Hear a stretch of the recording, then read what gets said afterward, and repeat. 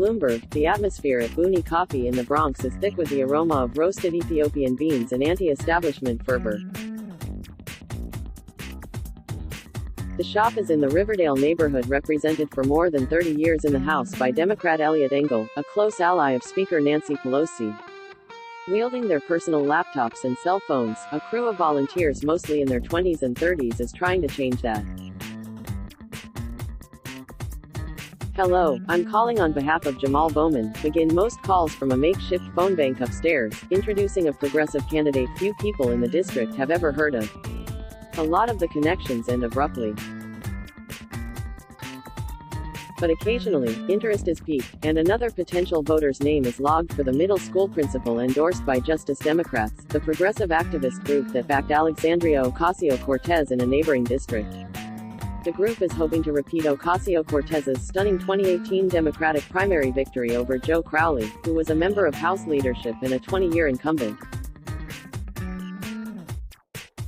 Energized by that upset, the Justice Democrats, who has endorsed candidates in Massachusetts, Texas and Ohio to challenge Democratic incumbents they deem as too moderate to reflect the progressive energy animating voters in solidly blue districts. It's a major 2020 headache for Pelosi. She often reminds her caucus that their House majority depends on defending and flipping swing districts where middle-of-the-road voters are turned off by progressive causes like Medicare for All and the Green New Deal. Losing her incumbents to upstart challengers risks ceding crucial seats to Republicans and playing into President Donald Trump's attempt to present Ocasio-Cortez and her closest allies, Ayanna Pressley of Massachusetts, Rashida Tlaib of Michigan and Ilhan Omar of Minnesota, as the face of a Democratic Party trending towards socialism. Bowman, 43, an education reform activist from Yonkers, is one of Engel's two leading primary challengers. Another is educator Andam Georgis, 33, of Mount Vernon. But it was Bowman who won the endorsement of Justice Democrats, a progressive badge of honor also sought by Georgis and about 10 others vying for the Democratic nomination in New York's 16th congressional district. The district is heavily Democratic and Engel, 72, has been entrenched. He handily defeated three Democratic primary challengers in 2018 with 74% of the vote, and didn't even have a Republican opponent in the general election. But for Bowman and other progressives, too many Democrats in such safe districts haven't changed with the times and don't reflect the more leftward tilt of their constituents.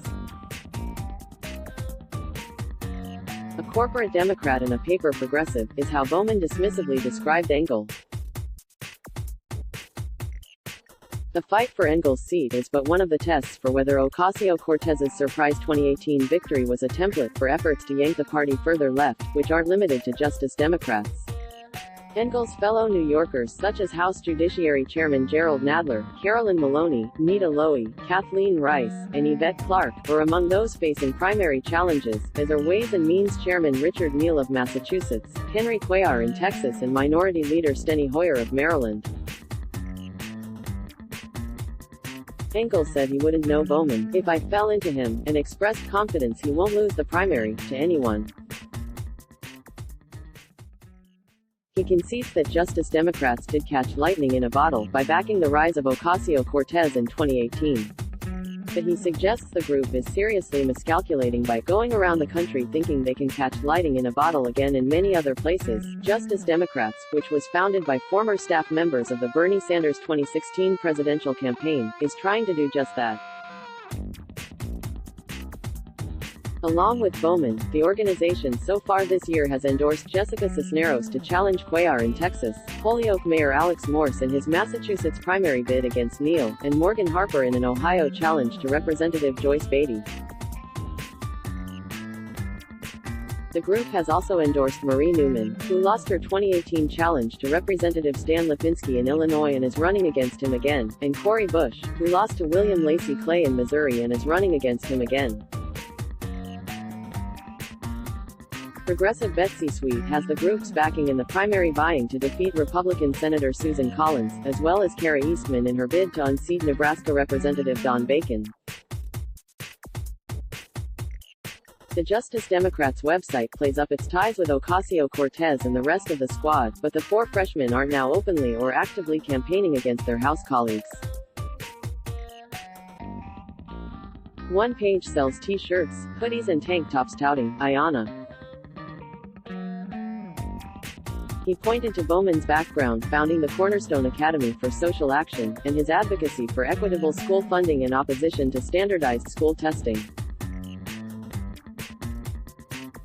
He said the group's assistance for Bowman is similar to how it is operating for other insurgent House campaigns, aiding in his launch, helping find staff and making voter contacts.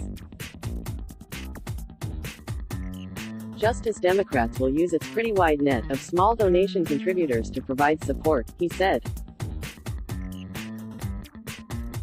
Bowman and Georgis acknowledge they have a steep, uphill battle to unseat Engel.